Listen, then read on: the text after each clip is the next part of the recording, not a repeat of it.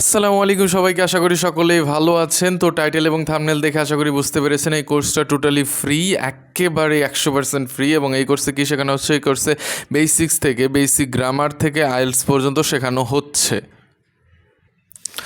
এবং এই কোর্সটা আপনাদের মাঝে কে নিয়ে আসতেছে? এই কোর্সটা আপনাদের মাঝে নিয়ে আসতেছে উদ্দীপক আপনাদের মাঝে ফ্রিতে এই কোর্সটা নিয়ে আসতেছে। ঠিক আছে, চলুন শুরু করি। তো আপনারা যারা সাথে ছিলেন, যারা নতুন আছেন তারা হয়তো জানবেন না, আমরা অলরেডি বেশ কিছু ক্লাস শেষ করেছি। আমরা অলরেডি 10টা ক্লাস শেষ করেছি।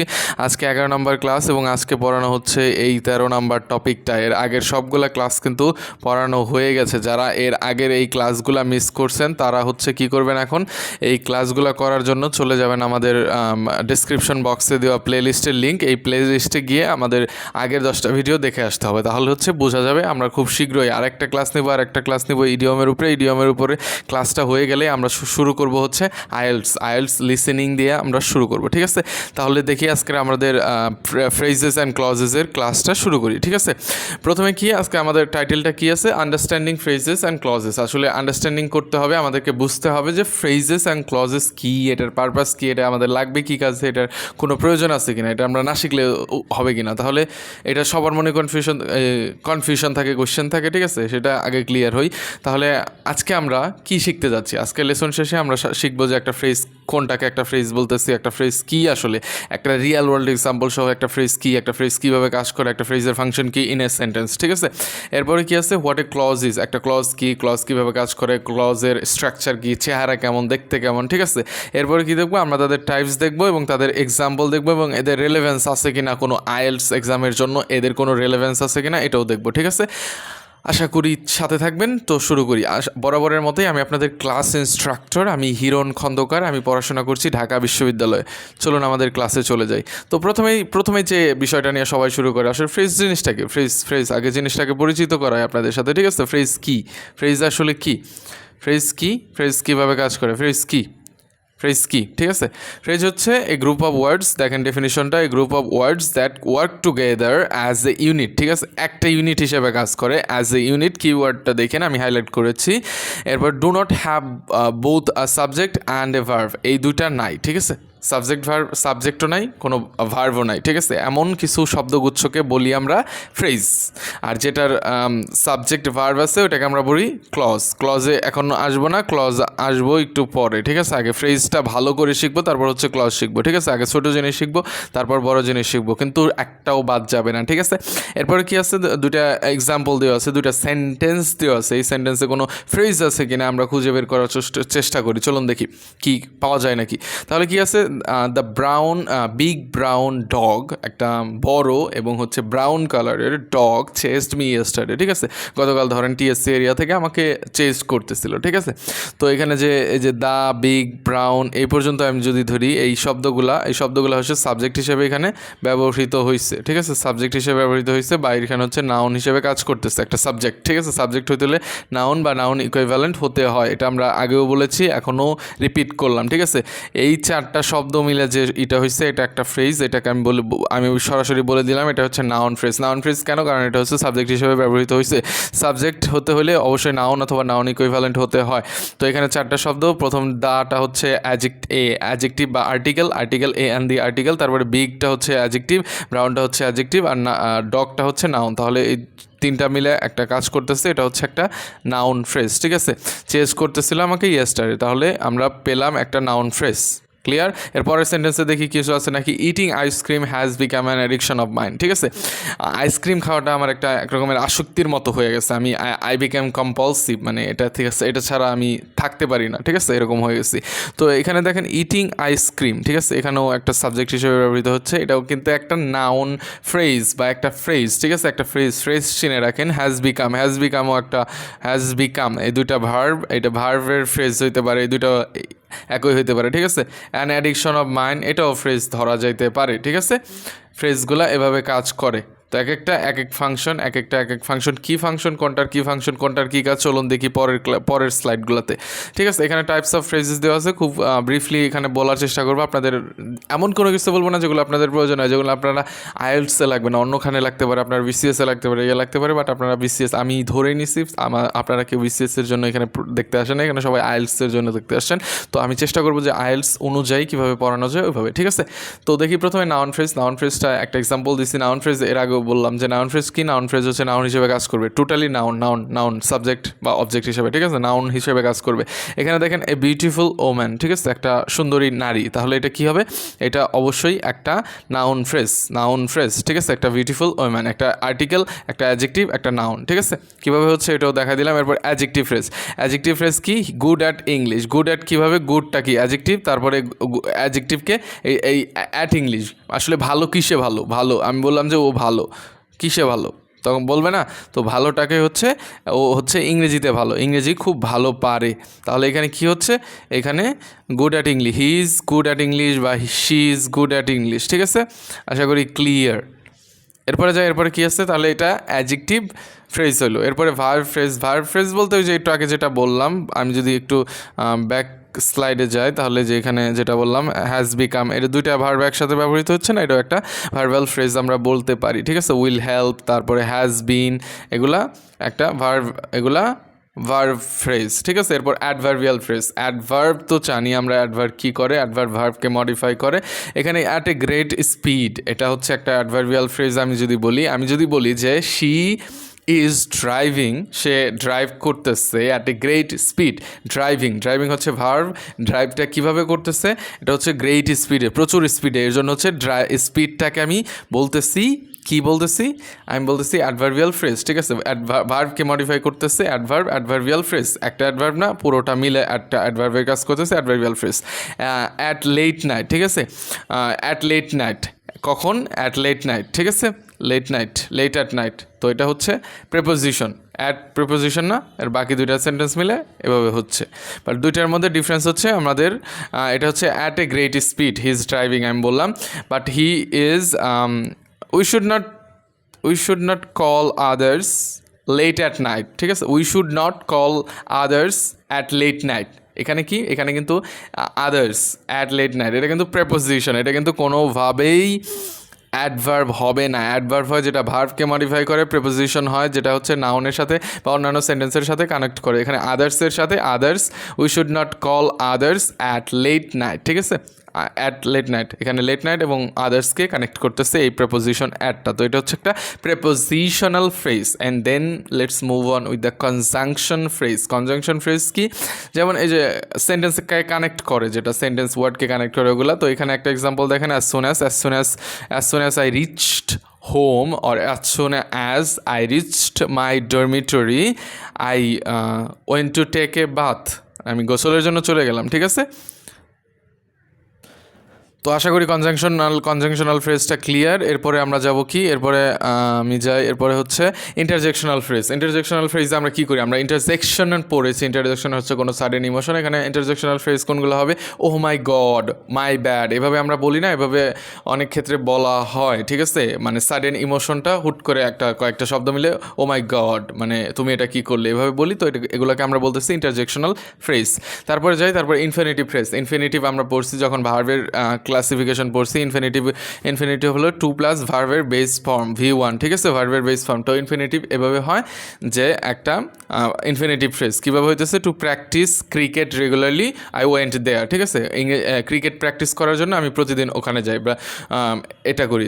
ঠিক আছে, এখানে যে ইনফিনিটিভ যার একটা ফ্রেজ হচ্ছে, এটা হচ্ছে একটা ইনফিনিটিভ ফ্রেজ। এরপর কি আছে, এরপরে পার্টিসিপল ফ্রেজ কি, আমরা তখন দেখেছি পার্টিসিপল হচ্ছে অ্যাডজেক্টিভ হিসেবে কাজ করতে পারে বা আইএনজি দিয়েও হয়। ঠিক আছে, একটা অ্যাডজেক্টিভ হিসেবে কাজ করবে ভার্ব, তখন হচ্ছে একটা পার্টিসিপল হিসেবে কাজ করবে। আর পার্টিসিপল কয়েকটা শব্দ মিলে একটা পার্টিসিপল ফ্রেজ হবে। যেমন ফ্রাইটেন্ড বাই লাউড সাউন্ড, মানে উচ্চ শব্দ দেখে আমি ভয় পাই, আমি আর ওই দিকে যাই নাই, বা আমি ওই পথ দিয়ে যাই নাই, অন্য পথ দিয়ে গেছি। ঠিক আছে, এভাবে কিন্তু সেন্টেন্স বানানো যায়। তো এখানে ফ্রাইটেন্ড আছে, আর এটার পুরোটা দিয়ে আমি একটা বলার চেষ্টা করতেছি যে ওইটার উচ্চ শব্দের ভয়ে আমি আর ওই দিক দিয়ে যাই নাই। তো এটা হচ্ছে একটা পার্টিসিপল ফ্রেজ। আশা করি এইটাও ক্লিয়ার। এখন চলেন দেখি কিছু ফ্রেজ এক্সাম্পলে দেখি কিছু কমপ্লেক্স সেন্টেন্স আনছি আমি। কমপ্লেক্স বলতে একটু কমপ্লেক্স, সিম্পল কমপ্লেক্স কম্পাউন্ড না, একটু কমপ্লেক্স বলতে একটু ট্রিকি এবং হচ্ছে একটু স্ট্যান্ডার্ড লেভেলের। ওই সেন্টেন্সগুলো দেখি আপনারা আইডেন্টিফাই করতে পারেন কি না যে এখানে কোনো ফ্রেজ আছে কি না। ঠিক আছে, খুব ব্রিফলি অথচ খুব দ্রুত যাব। ঠিক আছে, ব্রিফলি অথচ কম্প্রিহেন্সিভলি সবই পড়াবো, অথচ ব্রিফলি। ঠিক আছে, the increasing number of tourists, ঠিক আছে, is having a significant impact on the environment. অনেক ট্যুরিস্ট আসলে তো এনভায়রনমেন্টে ইম্প্যাক্ট ফেলবেই, তাই না? এখানে the increasing number of tourist, ঠিক আছে, এই পুরাটা শব্দ মিলে একটা নাউন ফ্রেজ গঠিত হচ্ছে। নাউন একটা সাবজেক্ট হিসেবে কাজ করতেছে। ইনক্রিজিং নাম্বার অফ ট্যুরিস্টস, আশা করি ক্লিয়ার। ঠিক আছে, এরপরে কি আছে? এরপরে সেন্টেন্সটা দেখি। Technological advancement in the past decade have improved our quality of life. ঠিক আছে, এখানে যে কোনো কিছু হতে পারে। কেমন হতে পারে? এখানে দেখেন অনেকগুলো ফ্রেজ, কিছু ফ্রেজাল হিসেবে কাজ করে, বাট আমাদের হচ্ছে একটা বেসিক আন্ডারস্ট্যান্ডিং লাগবে। এখানে সাবজেক্ট প্রথমে নাউন ফ্রেজ, এটা কি নাউন ফ্রেজ কি আছে? টেকনোলজিক্যাল অ্যাডভান্সমেন্ট, এটা সাবজেক্ট হিসেবে। ইন দ্য পাস্ট ডেকেড, এই পর্যন্ত পুরাটাকে আমি নাউন ফ্রেজ হিসেবে ধরতে পারি। ঠিক আছে, পুরাটাই একটা নাউন ফ্রেজ। এরপরে হ্যাভ ইমপ্রুভডটা কি? হ্যাভ ইমপ্রুভড একটা ভার্বাল ফ্রেজ বলতে পারি। আওয়ার কোয়ালিটি অফ লাইফ, ঠিক আছে, এটা আরেকটা নাউন ফ্রেজ আমি ধরতে পারি। তো ফ্রেজ হিসেবে অনেকভাবে অনেক কিছু বলা যায়, বাট আমাদের মেজরগুলো জানতে হবে। এটা একটা নাউন ফ্রেজ। ঠিক আছে, এরপরে কি আছে? People have been working harder to cope with the high cost of living. কি মানুষ প্রচুর পরিশ্রম করতেছে এই হাই কস্ট অফ লিভিংয়ের সাথে কোপ করার জন্য, খাপ খাওয়ানোর জন্য। ঠিক আছে, এখানে কি যে হ্যাভ বিন ওয়ার্কিং হার্ডার, এটা কিন্তু একটা ভার্বাল ফ্রেজ। ঠিক আছে, আইডেন্টিফাই করলাম এটা একটা ভার্বাল ফ্রেজ। তারপরে to cope with the high cost of living, এখানে কিন্তু টু কোপ উইথ দ্য, এটা কিন্তু একটা ইনফিনিটিভ। ঠিক আছে, এটা কিন্তু একটা ইনফিনিটিভ ফ্রেজ। টু কোপের সাথে টু এর পরে V1 কোপ। ঠিক আছে, ক্লিয়ার। এরপরে কি আছে? The governments should implement more effective policies to tackle climate change. ঠিক আছে, গভর্নমেন্টের শুড ইমপ্লিমেন্ট, এটা হচ্ছে একটা ভার্বাল ফ্রেজ বলতে পারি। আর মোর ইফেক্টিভ পলিসিস, ঠিক আছে, এটাও হতে পারে একটা noun phrase, more effective policies. আর ট্যাকেল ক্লাইমেট চেঞ্জ, এটা হতে পারে একটা ইনফিনিটিভ ফ্রেজ। তো দেখেন একটা সেন্টেন্সে কিন্তু বিভিন্ন রকমের ফ্রেজ থাকতে পারে। এরপরেরটাই যাই। The exam was extremely difficult, এক্সামটা কী ছিল? প্রচুর কঠিন ছিল। ঠিক আছে, এক্সট্রিমলি ডিফিকাল্ট। এখানে এক্সট্রিমলি ডিফিকাল্ট কি? ডিফিকাল্টটা অ্যাডজেক্টিভ, এর আগে একটা অ্যাডভার্ব আসতেছে, এই দুইটা মিলে হইতেছে এটা কি হইতেছে? এটা হচ্ছে একটা অ্যাডজেক্টিভ ফ্রেজ গঠন করতেছে। ঠিক আছে, শি ম্যানেজ টু পাস, মানে যদিও কঠিন হয়েছে তাও কি সে এটা পাশ করতে পারছে পরীক্ষাটা। তারপর কি পরেরটা দেখি। পরেরটা এক্সাম্পলে গেলে, she spoke with great confidence during the interview. সে কী করছে? ইন্টারভিউ ক্র্যাক করে ফেলছে, ইন্টারভিউতে কনফিডেন্সের সাথে কথা বলছে। তো এখানে কি? With great confidence. এখানে যদি দেখি স্পোক হচ্ছে ভার্ব, আর এখানে যদি আমি দেখি ডিউরিং দ্য ইন্টারভিউ। ঠিক আছে, she spoke with great confidence during the interview. এখানে স্পোকটা হচ্ছে ভার্ব, আর ভার্বকে যারা মডিফাই করে তারা হচ্ছে অ্যাডভার্ব। তো অ্যাডভার্ব হচ্ছে এখান থেকে শুরু হইতেছে, এইখান থেকে এই পর্যন্ত যেটা আছে পুরোটাই হচ্ছে অ্যাডভার্বিয়াল ফ্রেজ। ক্লিয়ার। এরপরে কি আছে? এরপর the situation improved in a very short time. ঠিক আছে, খুব স্বল্প সময়ের মধ্যে একটা সিচুয়েশন চেঞ্জ হয়ে গেল। এখানে ইমপ্রুভড হচ্ছে ভার্বকে মডিফাই করতেছে এটা, তো এটা হচ্ছে একটা অ্যাডভার্বিয়াল ফ্রেজ। এরপর কি আছে? এরপর the issue of traffic কনজেশন can be addressed through use of public transport. এই যে ট্রাফিক কনজেশন, এটা কীভাবে সলভ করা যেতে পারে? এটা অ্যাড্রেস করা যেতে পারে through use of public transport. ঠিক আছে, কীভাবে করা যেতে পারে? থ্রু হচ্ছে একটা প্রেপোজিশন, এটা থ্রু মানে এটার মাধ্যমে করা যেতে পারে। ঠিক আছে, এর জন্য এটা হচ্ছে একটা প্রেপোজিশনাল ফ্রেজ। এরপরে কি আছে? এরপরে the report was submitted on time despite the challenges. এখানে ডিসপাইট দ্য চ্যালেঞ্জেস যেটা আছে এটা হচ্ছে একটা প্রেপোজিশনাল ফ্রেজ। ঠিক আছে, সাবমিটেড অন টাইম, এটাকে তো বলতে পারি আমি একটা অ্যাডভার্বিয়াল ফ্রেজ। আশা করি ক্লিয়ার। এরপরে কি আছে? এরপরে ম্যানি স্টুডেন্টস গো অ্যাব্রোড, বিদেশে যায়। ঠিক আছে, গো অ্যাব্রোড এটা হচ্ছে একটা ভার্বাল ফ্রেজ ধরতে পারি আমি, ভার্ব এবং অ্যাডভার্ব মিলে। অ্যাব্রোডটা অ্যাডভার্ব। আর to pursue higher education, to pursue higher education হচ্ছে একটা ইনফিনিটিভ ফ্রেজ। ক্লিয়ার। এরপর কি আছে? It is essential to maintain a healthy work life balance. এখানে যে এখানে যে maintain a healthy work life balance, maintain a healthy work life balance, এই পুরোটা মিলেই হচ্ছে একটা ইনফিনিটিভ ফ্রেজ তৈরি করতেছে। আশা করি এটাও ক্লিয়ার। এরপরে আর কয়েকটা এক্সাম্পল আছে, তারপর আমরা ক্লজ শিখবো। ক্লজের জন্য অপেক্ষা করতেছে অনেকে, আমি জানি। তারপর কি হতেছে, travelling to different countries gives you a new perspective on life. জীবনে কি নতুন একটা পার্সপেক্টিভ অ্যাড করে, ঠিক আছে। এখানে কি আছে, ট্রাভেলিং টু ডিফারেন্ট কান্ট্রিজ, এখানে দেখেন ভার্বের সাথে আইএনজি হচ্ছে, তো এটা হচ্ছে একটা জিরান্ড ফ্রেজ বলতে পারি না আমরা, জিরান্ড ফ্রেজ বা হচ্ছে পার্টিসিপল ফ্রেজও বলা যায়, বাট জিরান্ড ফ্রেজও কিন্তু আমরা বলতে পারি। ভার্বের সাথে আইএনজি থাকলে ওটাকে জিরান্ড বলে। তো জিরান্ড নাউন হিসেবে যখন এই আইএনজি নাউন হিসেবে কাজ করে বা নাউন ইকুইভ্যালেন্ট হিসেবে কাজ করে, তখন হচ্ছে এটাকে আমরা বলি নাউন ফ্রেজ। তো এটা হচ্ছে নাউন ফ্রেজ বা জিরান্ড ফ্রেজ। ক্যান গিভস করতে পারে, ক্যান দিতে পারে information about new perspective on life. আশা করি ক্লিয়ার। এরপর কি আছে, she is interested in learning new languages. সে কি ইন্টারেস্টেড, সে ইন্টারেস্টেড নিউ ল্যাঙ্গুয়েজেসে, শিখতে ইন্টারেস্টেড। এখানে যে learning new languages to improve learning new languages, এটা হচ্ছে একটা জিরান্ড ফ্রেজ বা পার্টিসিপল ফ্রেজ। এরপরে টু ইমপ্রুভ, এটা হচ্ছে একটা ইনফিনিটিভ, কি একটা ইনফিনিটিভ ফ্রেজ, ঠিক আছে। তারপর কি আছে, technology developed in the 21st century. Technology যেটা হচ্ছে 21st সেঞ্চুরিতে ডেভেলপ করা হয়েছে, হ্যাজ রেভলিউশনাইজড কমিউনিকেশন, ঠিক আছে। এখানে ডেভেলপড, এটা হচ্ছে একটা এটা কি ফ্রেজ, পার্টিসিপল ফ্রেজ। এই ডেভেলপটা হচ্ছে V3, এটা হচ্ছে একটা অ্যাডজেক্টিভ হিসেবে কাজ করতেছে। যে টেকনোলজিগুলো 21 শতকে বানানো হয়েছে সেটা কি করতেছে, কমিউনিকেশনকে রেভলিউশনাইজড করে ফেলছে। কীভাবে, যে আপনি ক্লাস করতেছেন ইউটিউবের থ্রুতে। হ্যাভিং কমপ্লিটেড দ্য অ্যাসাইনমেন্টটা করার পরে কী করলাম, আমার অনেক কাজ ছিল, আমি অ্যাসাইনমেন্টটা করলাম। হি টুক এ ডিজার্ভড ব্রেক, মানে তার অ্যাসাইনমেন্টটা কষ্ট করে করলো, তারপর হচ্ছে তার এই ব্রেকটা প্রাপ্য ছিল, ঠিক আছে। সারাদিন পড়াশোনা করছে বা সারাদিন অ্যাসাইনমেন্ট করছে, তো তারপরে ওয়েল ডিজার্ভড ব্রেকটা নিল, ঠিক আছে। এখানে যেটা ছিল, এখানে হ্যাভিংটা, এটা হচ্ছে একটা পার্টিসিপল ফ্রেজ। আশা করি ক্লিয়ার হবেই, ক্লিয়ার হয়ে গেছে। ক্লিয়ার না হলে ডু কমেন্টস, আমি সবগুলা কমেন্টে রিপ্লাই দিব, যত কোয়েশ্চেন আছে, কনফিউশনস আছে, ঠিক আছে। তারপর কি আছে, ক্লজ আছে। ক্লজ কি, ক্লজ হচ্ছে পার্ট অফ সেন্টেন্স, একটা সেন্টেন্সের পার্ট, যেটা হচ্ছে সাবজেক্ট আছে আর একটা ফাইনাইট ভার্ব থাকে, ঠিক আছে।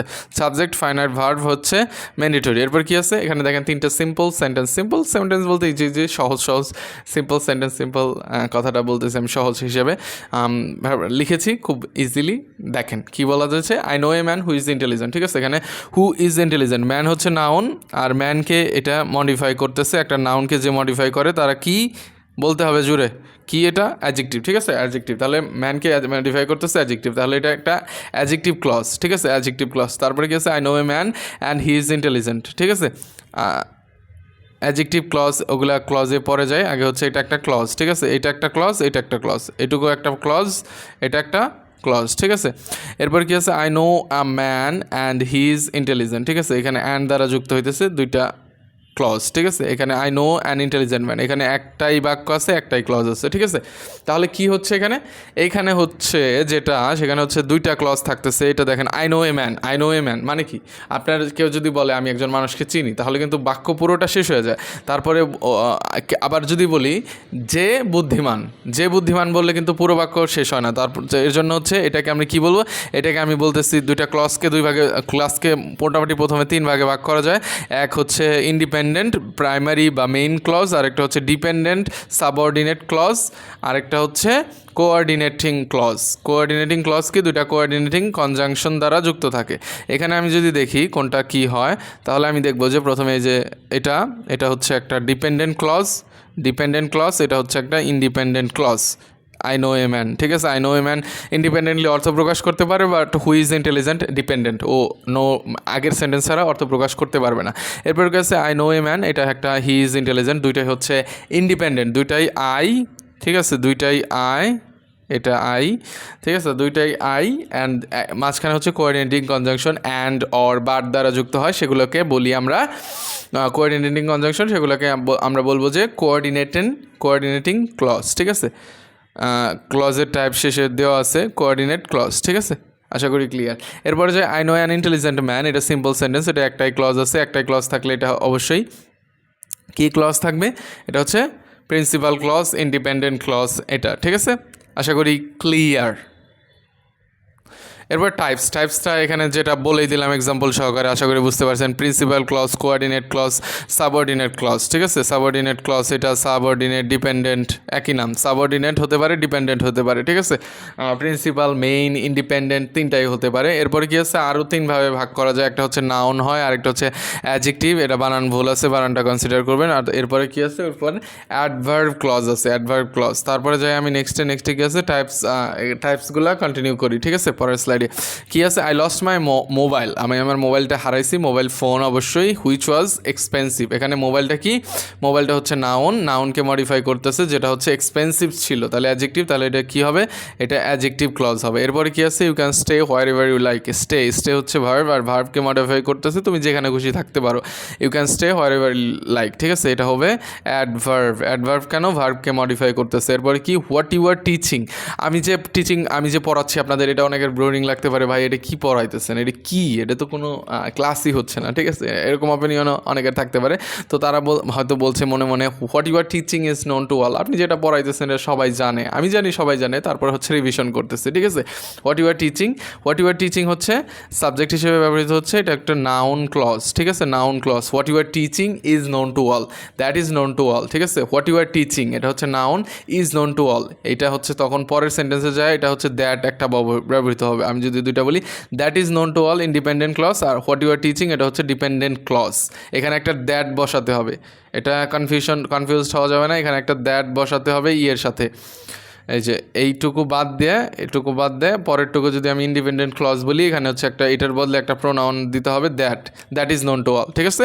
ক্লিয়ার। তারপরে একটা প্যারাগ্রাফ আছে, খুব ব্রিফ প্যারাগ্রাফ, এবং এই প্যারাগ্রাফে সবগুলো এক্সাম্পল দেওয়া আছে, কোন কত রকমের কি হইতে পারে, কত রকমের কি বলে ক্লজ হইতে পারে, ঠিক আছে। আশা করি ক্লিয়ার হবে। দেখি কি আছে এরপরে, কি আছে, although technology has greatly improved our life, technology যদিও আমাদের লাইফকে গ্রেটলি ইমপ্রুভ করছে, এটা হচ্ছে, ঠিক আছে। রিডিংয়ে আপনার আইএলসের রিডিংয়ে বা রিডিং পড়তে সুবিধা হবে, তারপর হচ্ছে রাইটিংয়ে আপনি সব সেন্টেন্স ব্যবহার করতে শিখবেন ধীরে ধীরে, ঠিক আছে। Although technology has greatly improved our life, technology greatly আমাদের লাইফ ইমপ্রুভ করে দিচ্ছে, it has also created some challenges that we must address, এমন কিছু চ্যালেঞ্জেস করে দিচ্ছে যেটা আমাদের অ্যাড্রেস করতে হবে। তো এটা হচ্ছে অলদো, যেহেতু আছে অলদো যুক্ত, এটা কোনো মানে ইন্ডিপেন্ডেন্টলি অর্থ দেয় না, এর জন্য হচ্ছে এটা ডিপেন্ডেন্ট বা সাবঅর্ডিনেট ক্লজ, এবং পরেরটা হচ্ছে ইন্ডিপেন্ডেন্ট ক্লজ। এবং আমি যদি দেখি এখানে একাধিক ক্লজ আছে, 3টা ক্লজ আছে। এখানে চ্যালেঞ্জেসটা হচ্ছে নাউন অবশ্যই, এবং চ্যালেঞ্জেসকে মডিফাই করতেছে দ্যাট উই মাস্ট অ্যাড্রেস, তাহলে এটা কি, এটাও হবে, এটা আমি অ্যাডজেক্টিভ ক্লজ বলতে পারি, ঠিক আছে। এরপরে যাই, when people rely on too much, when people, এখনও হোয়েন আছে, অলদোর মতো হোয়েন আছে, তাহলে এটা কী হবে, এই স্মার্টফোন, এবং when people rely too much on smartphones and internet এবং স্মার্টফোনে যখন টু মাচ রিলাই করে তখন কী হয়, এটা হচ্ছে একটা ডিপেন্ডেন্ট ক্লজ। এরপরে they may become disconnected from real life social interaction, এটা থেকে ডিসকানেক্টেড হয়ে যেতে পারে, এটা হচ্ছে ইন্ডিপেন্ডেন্ট ক্লজ। এটা হচ্ছে পরেরটা দে বিকাম, এটা ইন্ডিপেন্ডেন্ট ক্লজ, আর হোয়েন যুক্তটা ডিপেন্ডেন্ট ক্লজ। আশা করি ক্লিয়ার। এরপরেটা যাই, if we do not find a balance, আমরা যদি একটা ব্যালেন্স না পাইতে পারি তাহলে কী হবে, society will suffer from increasing isolation, society কী করবে, ইনক্রিজিং আইসোলেশন থেকে সাফার করবে। আমরা যদি এই টেকনোলজির ইউজের মধ্যে ব্যালেন্স না করতে পারি, একটা ভারসাম্য না আনতে পারি, তাহলে society May suffer from increasing isolation, সবাই আইসোলেটেড হয়ে যাবে, সবাই আলাদা হয়ে যাবে, ঠিক আছে, একা হয়ে যাবে সবাই, সোশ্যাল ইন্টারাকশন না হলে, কারোর নেটওয়ার্ক দিন দিন কমতে থাকবে, দেখা যাবে 50 জন মানুষ আপনাকে চেনে না, অথচ আপনি এক্সিস্ট করতেছেন, ঠিক আছে, এরকম হতে পারে। তো এখানে প্রথমটা হচ্ছে ডিপেন্ডেন্ট ক্লজ, পরেরটা ইন্ডিপেন্ডেন্ট ক্লজ। এরপর কি আছে, because communication is easier than ever, যেহেতু communication easier than ever, some individuals feel their overwhelmed by constant need to stay connected, ঠিক আছে। তাহলে প্রথমটা হচ্ছে কী হবে, প্রথমটা ডিপেন্ডেন্ট, পরেরটা independent. Maybe we have reached the end of slides, end of all the slides, ঠিক আছে। তাহলে স্লাইডের শেষে চলে আসছি, এখন হচ্ছে আমাদের ক্লাস শেষ, এবং ক্লাস শেষ হওয়ার আগে, আপনারা চলে যাওয়ার আগে আমি বলে দিতে চাই যে আমাদের এই ক্লাসের উপরে কুইজ আছে, কুইজের জন্য হচ্ছে গ্রুপে যুক্ত হতে হবে, হোয়াটসঅ্যাপ টেলিগ্রাম গ্রুপে, এবং গ্রুপের লিঙ্ক কোথায় পাবেন, ডিসক্রিপশন বক্স কীভাবে পায়, আপনি হচ্ছে ওই টাইটেলের নিচে জাস্ট একটা ক্লিক করবেন, ওখানে ডিসক্রিপশন বক্স ওপেন হয়ে যাবে। এরপরে যদি কেউ না পান তাহলে কমেন্টস করবেন যে আমি লিঙ্ক পাচ্ছি না, আমি লিঙ্ক শেয়ার করে দেবো, আপনারা ওই গ্রুপগুলোতে জয়েন করে ফেলবেন, কুইজ দেবেন এবং টপ পারফর্মার হতে হবে, ঠিক ঠিক আছে, অনেকে টপ পারফর্মার হয়, আপনারা জয়েন করলে দেখতে পারবেন। এবং এখন আমরা শিখে নিব যে এখন আমরা জাস্ট একটা ওভারভিউ করি যে আসলে আমরা কী কী শিখলাম, ঠিক আছে, টোটালি কী শিখলেন আজকের ক্লাসটা আপনার কী ভ্যালু অ্যাড করলো। প্রথমে আপনি কী শিখছেন, আপনি শিখছেন যে ফ্রেজ কী, ঠিক আছে, ফ্রেজ কী, ফ্রেজ কাকে বলে, কত প্রকার, এবং এক্সাম্পল সেন্টেন্সে, বড় কোনো প্যারাগ্রাফে সবই দেখছেন। কিন্তু তারপর ক্লজ কী, ক্লজের এক্সাম্পল, ক্লজ সেন্টেন্সে কীভাবে ক্লজ ব্যবহৃত হয়, independent, dependent, noun, adjective, adverbial clause, সবই কিন্তু দেখছেন, সবই ক্লিয়ার। আশা করি এইগুলা আপনারা দেখে রাখলেন। রিডিংয়ে যায় আপনাদের হেল্প লাগবে, আপনারা যখন লিখবেন রাইটিং টাস্ক 1, 2 তখনও কিন্তু এগুলো খুব মেনটেন করবেন। এগুলো মনে থাকলে গ্রামার মনে থাকবে, গ্রামার মনে থাকলে সেন্টেন্স স্ট্রাকচার সুন্দর হবে, গ্রামাটিক্যাল রেঞ্জ বেড়ে যাবে, অ্যাকুরেসি বেড়ে যাবে, আপনার ব্যান্ড স্কোর বেড়ে যাবে।